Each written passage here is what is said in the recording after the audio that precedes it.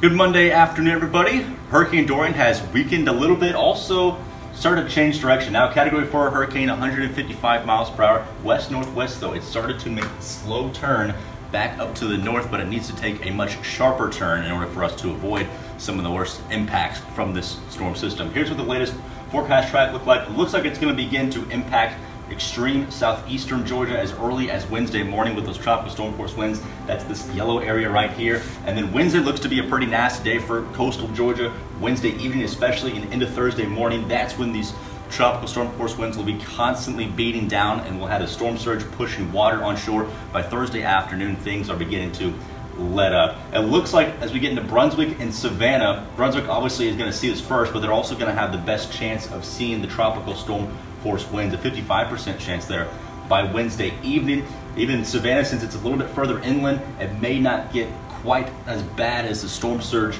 or the winds as Brunswick does. Speaking of storm surge watches out for pretty much everybody in coastal Georgia from the state line to the state line into the Carolinas, and then hurricane watches out for Brunswick, and we'll see these probably turned into hurricane warnings over the next day or so, and then we may even see some tropical storm watches show up closer to Savannah because those winds are maybe not be quite as strong as they would be over Brunswick. We'll continue to update you online about every 3 hours and on air.